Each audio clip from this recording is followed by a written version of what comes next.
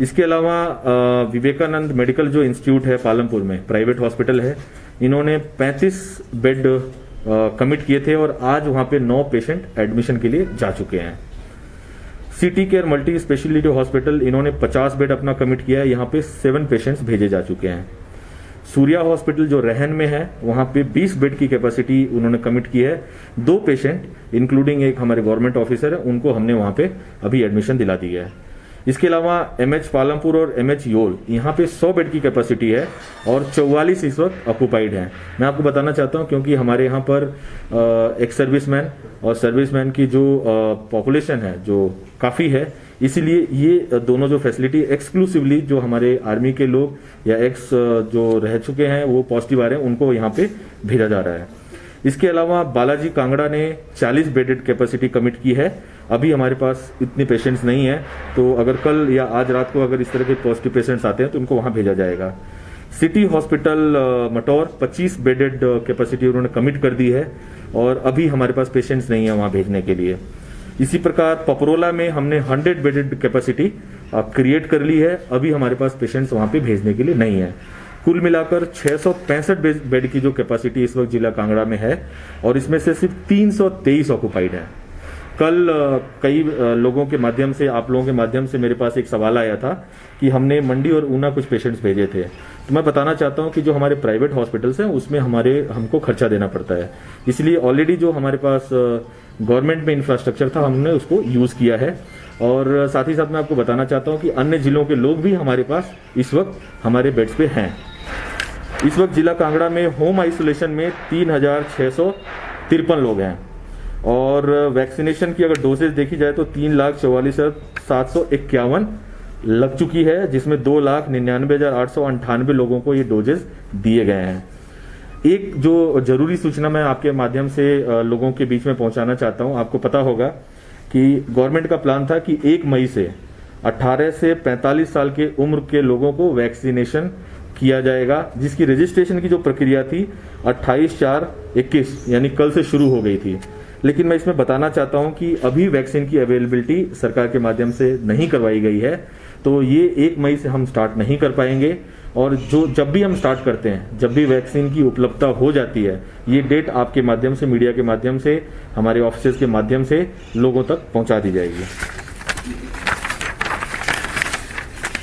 कल आपको पता होगा 694 केसेस आए थे टोटल जिला कांगड़ा में और कई लोगों के माध्यम से मुझे भी कॉल आए, आप लोगों के माध्यम से भी मुझे कॉल्स आए कि जो शादियां हैं उसको लेकर कुछ न कुछ और रिस्ट्रिक्शंस हमें लगाने की जरूरत है, क्योंकि जिला कांगड़ा में लगभग 5000 शादियां 1 महीने के अंदर होने वाली हैं। उसको लेकर कुछ फैसला सरकार के माध्यम से लिया गया है। उसको आज ऑर्डर के तौर पे आज मैं एसडीएम के साथ वीसी करके उनको भी सुबह इसके बारे में इंफॉर्मेशन मैंने दे दी है और जिला कांगड़ा में 1 मई से जो शादियां होंगी उनके लिए ये शर्तें लागू होंगी। किसी भी प्रकार का पब्लिक फंक्शन अब मैरिजेज में नहीं किया जाएगा, कोई भी धाम फीस्ट कंप्लीटली 1 मई से प्रोहिबिटेड होगी। इसके अलावा सिर्फ जो ब्राइड और ग्रूम, दूल्हा दुल्हन के जो क्लोज रिलेटिव्स हैं, ब्लड रिलेटिव्स हैं, मैक्सिमम अप टू 20 तक के नंबर में ही पार्टिसिपेट कर पाएंगे।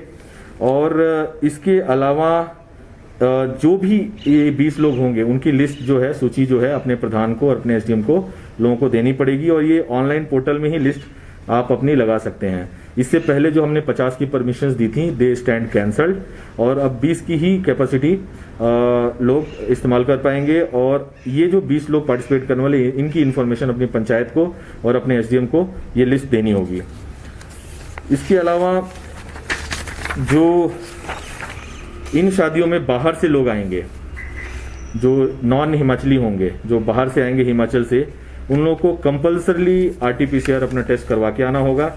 और अगर हमारे लोग वहां जा रहे हैं तो उनको भी आने के बाद अपना आरटीपीसीआर यहाँ पे करवाना पड़ेगा। इसके अलावा अगर इन 20 लोगों के अलावा अगर इन शादियों में कोई भी हट्टा कट्टा इंसान पार्टिसिपेट कर रहा है, आ रहा है सेलिब्रेशन में और वो उसके लिस्ट में नाम नहीं होता है, तो ऐसे लोगों को हम अपने आइसोलेशन सेंटर्स में लाएंगे। अगर उनका हेल्थ का चेकअप किया जाएगा, अगर वो तंदुरुस्त हैं तो उनको हमारे कोविड केयर जो सेंटर्स हैं हमारे, चाहे जोनल हॉस्पिटल हो, चाहे हमारा धर्मशाला में जेडएच हो या पपरोला हो, वहाँ पे उनको काम पे लगाया जाएगा।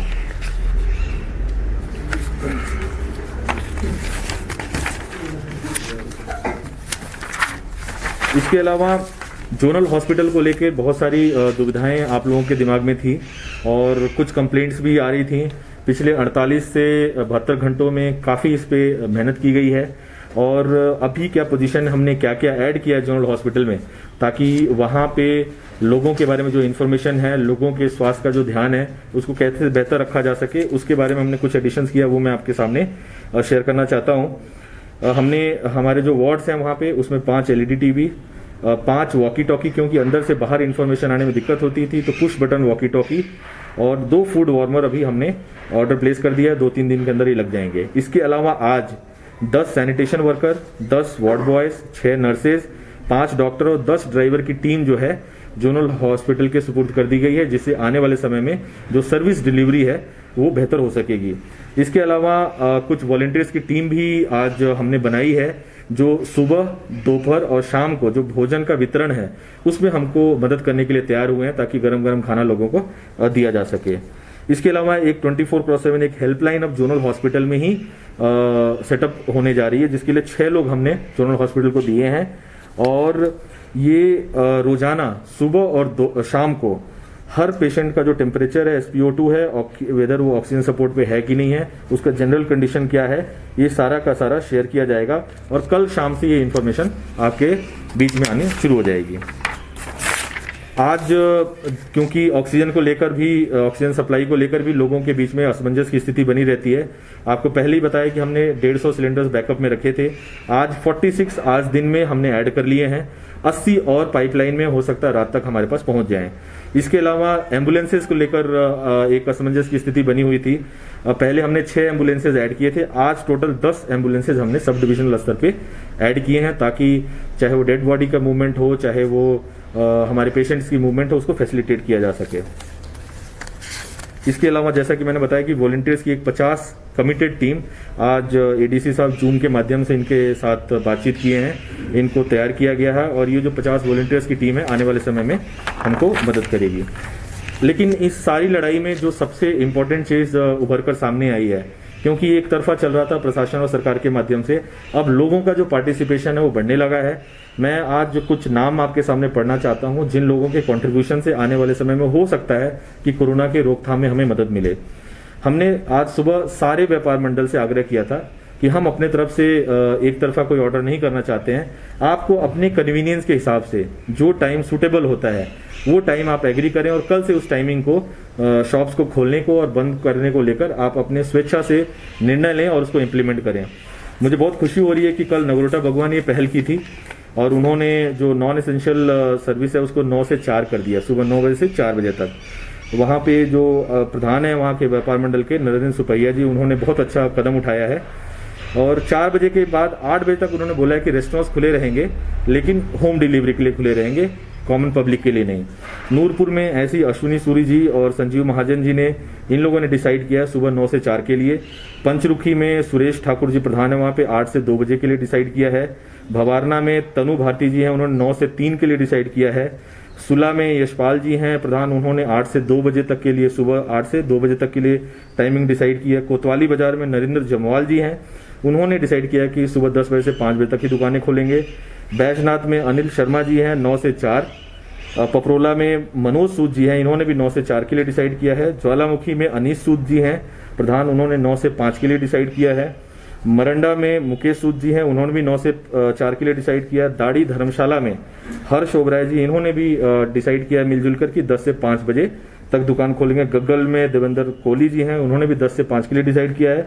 शाहपुर में जतिंदर सोधी जी हैं, इन्होंने 9 से 5 के बीच में डिसाइड किया है। साथ ही हमको एक रिक्वेस्ट आई थी, जो फिशिंग कम्युनिटी है जो पौंग डैम में फिशिंग करती है, उन्होंने भी बोला, क्योंकि बाहर पंजाब वगैरह में माल जाता है, तो वहाँ पर इस वक्त लॉकडाउन की स्थिति लगी हुई है, तो वहाँ पे बेचना उनको मुश्किल हो, तो उन्होंने रिक्वेस्ट किया कि पौंग डैम में भी फिशिंग पे बैन किया जाए।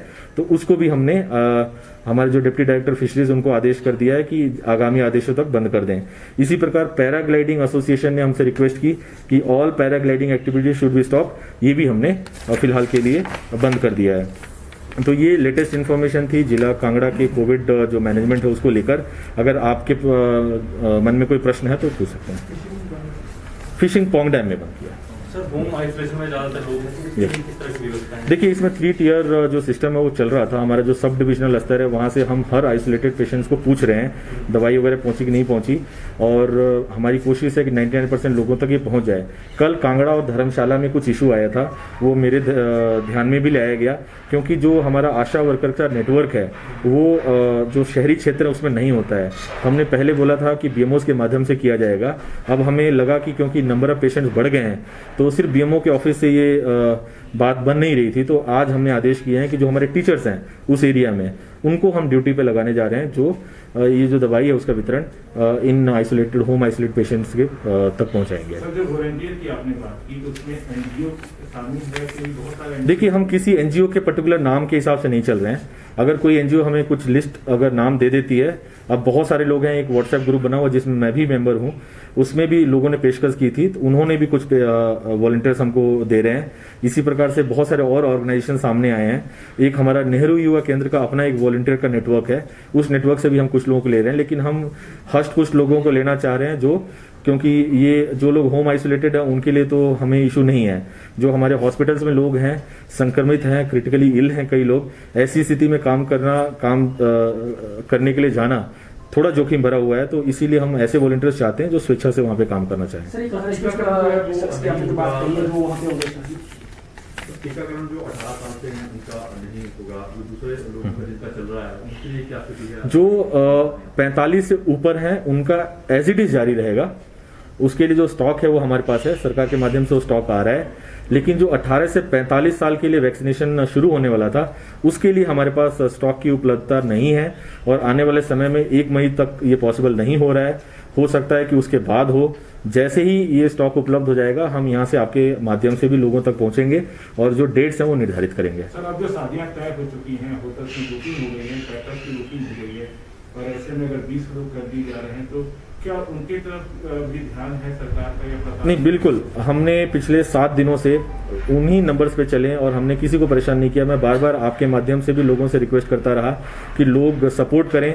जहां भी हमारी टीम्स जा रही थी कहीं भी 50 के नंबर को फॉलो नहीं किया जा रहा था, इसीलिए डिसीजन हमें लेना पड़ा, क्योंकि लार्जर इंटरेस्ट में लोगों को बचाने के लिए बहुत जरूरी, क्योंकि आज के समय में अगर हमारा डेटा आप देखेंगे जो 690 लोग हैं जो कल पॉजिटिव आए, 694 लोग, इसमें से 300 से 400 लोग हैं जिनकी कोई ना कोई 7 दिन की किसी न किसी शादी में जाने की हिस्ट्री है।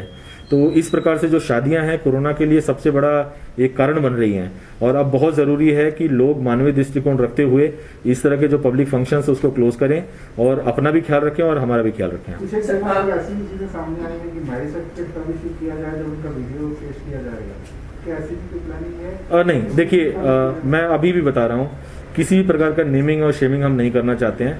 ये शादियां बहुत प्राइवेट अफेयर होनी चाहिए, बस हम इतना कह रहे हैं, और कम से कम लोग हों। हमारे लोग भी जाएंगे तो बड़ी शालीनता के साथ लोगों के साथ पेश आएंगे, और इतना जरूर हमने किया कि कोई हष्ट पुष्ट मिल गया, उसका नाम अगर नहीं होगा लिस्ट में, जो 20 लोगों की लिस्ट होगी, तो उससे जरूर हम कोविड सेंटर्स में अपने काम कराने के लिए बाध्य करेंगे। वही सवाल कि उसमें पनिशमेंट का मतलब वो हम देखेंगे हमें कितना दिन के लिए करवाना है। यही सवाल सर कि उसको पनिशमेंट के तौर पर होगा या इसके लिए क्या होगा? नहीं, बिल्कुल बिल्कुल, ये उनके तरफ से कंट्रीब्यूशन होगा, क्योंकि अगर कोरोना फैलाने में किसी के लिए मददगार हो रहे हैं तो हमारे को कोरोना से लोगों को बचाने के लिए मददगार साबित होना है। पर्टिकुलर टाइम कब तक मतलब वो करेगा? एक दिन से लेकर 2 दिन तक, जितना भी हमको लगता है कि जरूरत है उसके हिसाब से हम कराएंगे। 20 से ज़्यादा 20 लोगों की भर्ती हुई है जो मतलब आने के लिए शादी में, अगर उससे ज़्यादा लोग अगर आएंगे इसमें तो बिल्कुल, मैंने यही बोला है कि जो 20 लोगों की लिस्ट होगी ये प्रधान और एसडीएम को आपको देनी पड़ेगी। जो पुरानी शादियां हैं जिनको 50 की परमिशन गई उनको भी अब देना पड़ेगा, और 20 से ज़्यादा अगर लोग हमें दिखाई दिए जो रिलेशन में नहीं है तो 100% उनके खिलाफ इस तरह की कार्रवाई की जाएगी।